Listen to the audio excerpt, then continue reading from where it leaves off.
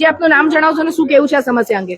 મારું નામ નવીનભાઈ છે અને આ રસ્તાને છે ને તોડવાની કોઈ જરૂરત જ નહીં હતી. 90% રસ્તો સારો જ હતો, ખાલી મરમ્મત માટે 10% જ હતો. અને અમારે પહેલા માંગણી હતી બમ્પર મૂકવાની, એ લોકો સામાન્ય માંગણી નહીં સ્વીકારી અને આ રોડ એ લોકો તોડી નાખ્યો. અને અમે પૂછ્યું તો એ લોકો કહેતા હતા અમે પાણીની લાઈન નાખવાના છે, એટલે અમે રોડ તોડી અને પછી નવો બનાવીશું. અને એ લોકો રોડ તોડી ગયા છે. આજે 25 દિવસ થઈ ગયા છે, હજી સુધી કોઈ નથી આવ્યું. રસ્તો 90% સારો જ હતો, ખાલી 10% મરમ્મતની જ જરૂર હતી, તો એ લોકો આખો રસ્તો ખોદી કાઢ્યો. અને 25 દિવસથી આજે અહીંયા કોઈ નથી આવતું.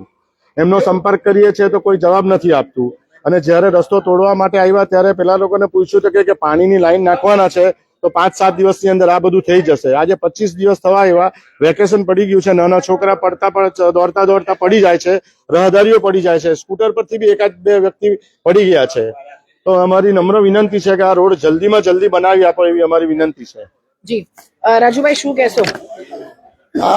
અહીંયા તો પહેલે સ્થાનિક લોકોની રજૂઆત ઉઠી, જેના નીચા ઘર છે ને, પહેલે તો મારે બેન એ કેવું છે કે જે નગરપાલિકાના એન્જિનિયર છે, જે નગરપાલિકામાં લાખો રૂપિયા પગાર લે, એની બુદ્ધિ કા ઘાસ ખાવા જાય. અહીંયા પાણી ભરાતું નથી.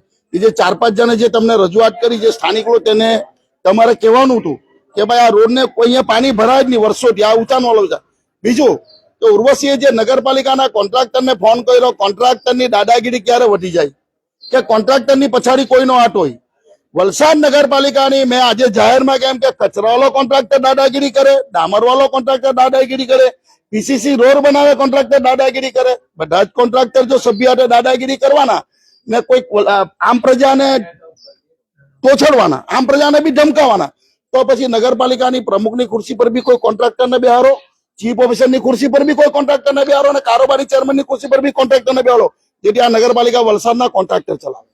તો આ ત્યાં એના સ્થાનિકોની વાત કોર્પોરેટર ઉર્વશીબેન સાથે પણ વાત કરીને રાજુભાઈ મરચા જેઓ માજી પ્રમુખ, માજી સભ્ય અને કહેવાય કે આ વિસ્તારના સ્થાનિકો સાથે ઘણા વખતથી સંપર્કમાં હતા. હવે દર્શક મિત્રો, જોવાનું એ રહ્યું કે વારે ઘડીએ એકબીજા પર દોષનો ટોપલો નાખતી વલસાડ નગરપાલિકા દ્વારા આ વિસ્તારની સમસ્યા પણ ક્યારે હલ થાય છે કે પછી એ લોકો હજી કોઈક મોટા અકસ્માતની રાહ જુએ છે અને કોન્ટ્રાક્ટર પાસે ક્યારે સમય હશે એ પણ આપણે સીઓ અને પ્રમુખ પાસેથી પણ જાણવાનો પ્રયાસ કરીશું. દિશા દેસાઈ, દિશા ન્યૂઝ, વલસાડ.